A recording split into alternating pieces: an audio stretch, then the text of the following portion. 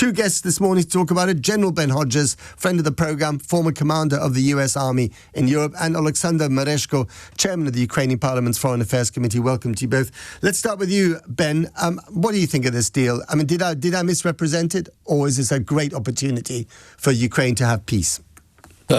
This is a great opportunity for Russia to complete the destruction of Ukraine as a state.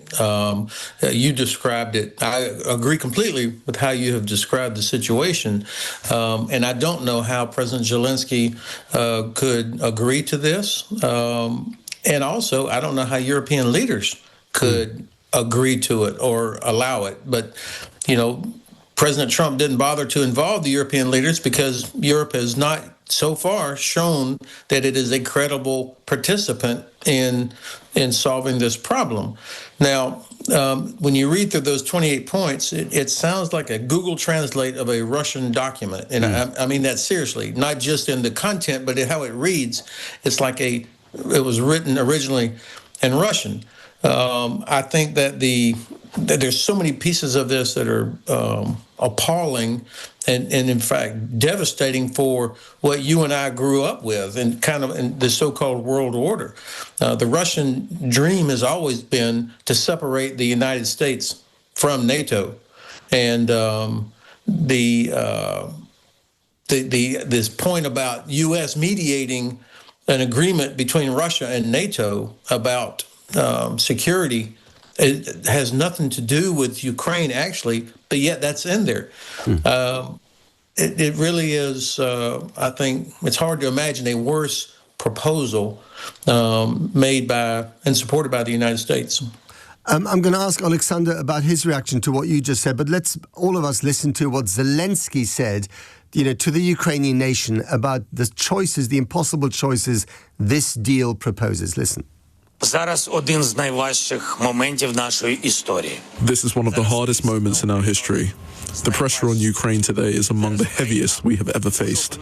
Currently, Ukraine may be facing an extremely difficult decision, either a loss of dignity or the risk of losing a key partner, either accepting a complicated list of 28 demands or enduring an extremely harsh winter, the harshest yet, with all the risks that follow. A life without freedom, without dignity, without justice, and all while being asked to trust someone who has already attacked us twice. Pretty stark stuff there from President Zelensky. Alexander Mereshko, what do you make of it? Well, first of all, I would like to draw attention to some interesting facts, because we're not sure yet how authentic this text is, which is absolutely unacceptable for Ukraine, illiterate, and in some points even insane. But an interesting fact that President Trump himself hasn't yet endorsed officially and in public this plan. Interestingly also that Putin also didn't say that this is a kind of plan which Russia supports. So to me, it more looks like a provocation, maybe organized by the Kremlin in order to put Ukraine in such a situation when it has to approve the document, which will never be accepted by our president, by our parliament, and by our society, and by our army. Right. So it might be just a provocation. And an interesting thing, what I would recommend Mr. Trump right now is to ignore this blunder, to pretend that nothing had happened.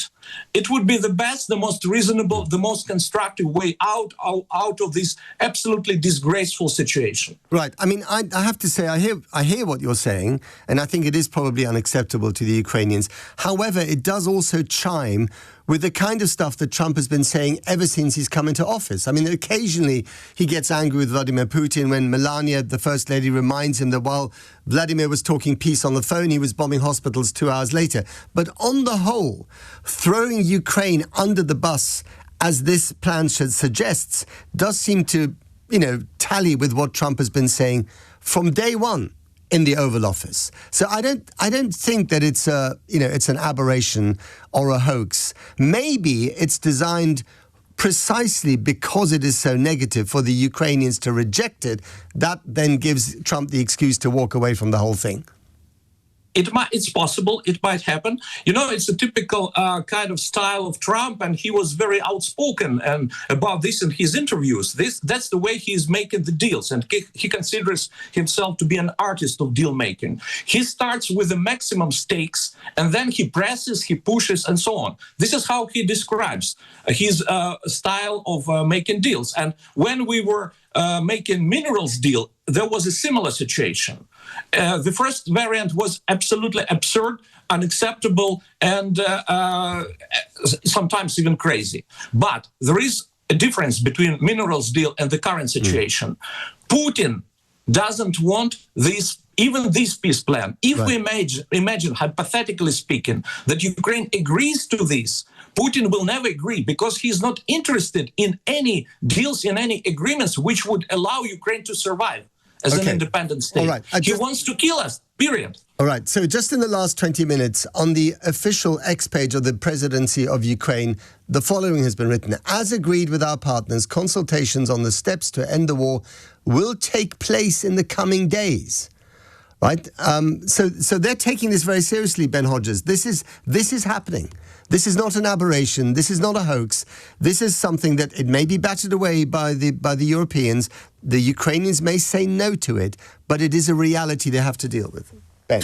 Well, I think that's part of the plan, is that exactly as Alexei just said, the Trump administration and the Kremlin get their position out there because there is no other position. Europe has not put forth, what should be happening is Prime Minister, the Bundeskanzler, President Macron should all be saying, this is complete rubbish. We're not even going to take this seriously. Here's the plan that we've been working on that protects Europe, which will be at huge risk if Ukraine is allowed to fail. Millions more Ukrainian refugees will be heading into Central and Western Europe as a result of this. And of course, Russia will feel emboldened. I think President Zelensky is always very careful on his words. And when he talked about replacing dignity and freedom and all these things with, or else lose your partner, the partner can be replaced. I mean, Europe, frankly, could do everything that the United States supposedly has been or could be doing,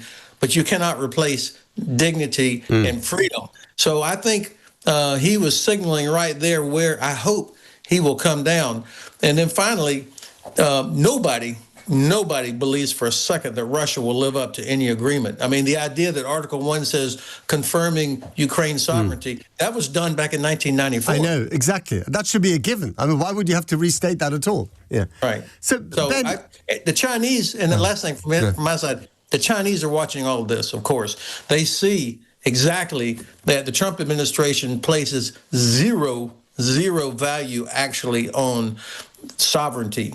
That they don't care about this. So they're flexible on sovereignty and giving up terrain. That is bad news for Taiwan, the Philippines, and anybody else that has a claim to islands in the South China Sea. Just Ben, on the European response here. So you've got the Troika, Merz, Meloni, and Macron, all beginning with them, heading to Washington yet again to kiss the ring of Donald Trump, presumably, and try and sweet-talk him into a better deal. Starmer will stay here, probably because of the budget. I mean, why don't they just say, because ultimately they have skin in the game. It's their future, our European future, that is at stake here. Right? There's no ocean between us and the Russians. There is between Europe and America. Why don't they just stand up and say, this is not going to work? And by the way, thank you very much for all your help, Donald Trump. We're going to do this ourselves. That's the obvious response.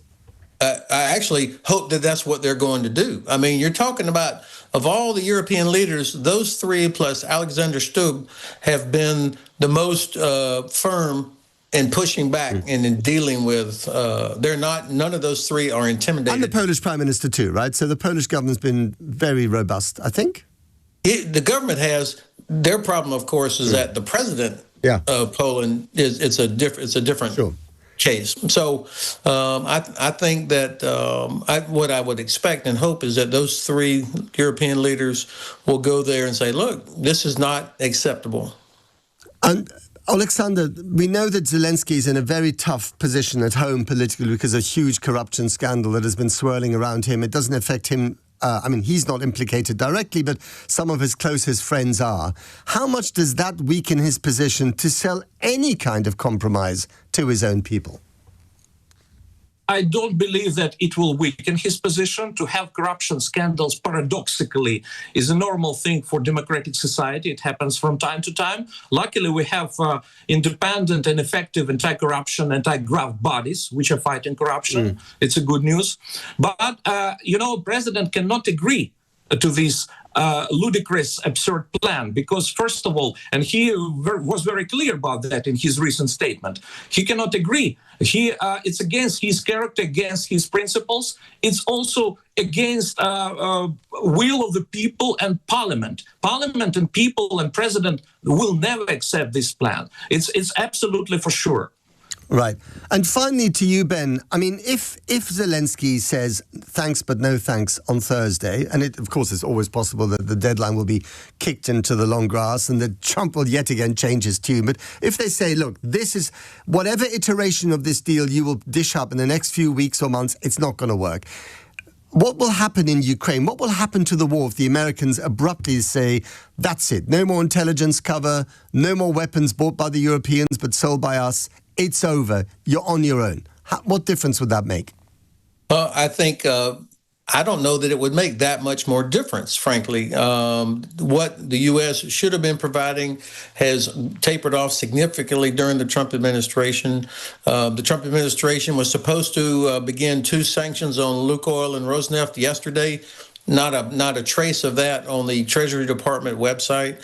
So I think the Ukrainians know that they cannot depend. It pains me to say this, but they know that they cannot depend on us. And I think actually lost in all of this is that Putin needs this deal in some form because his oil and gas infrastructure is taking a beating, and he wants that to stop.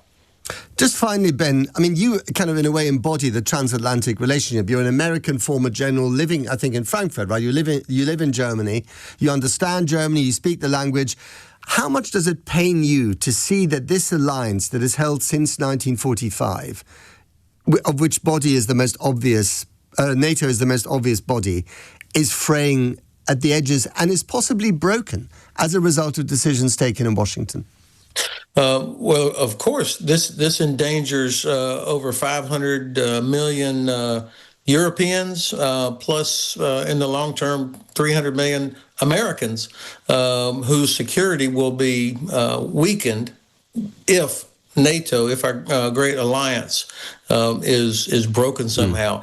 But, of course, we've been through a lot of really difficult times as an alliance. Most of the Congress is still completely in support of our NATO membership and transatlantic alliance and Ukraine. So this is not over.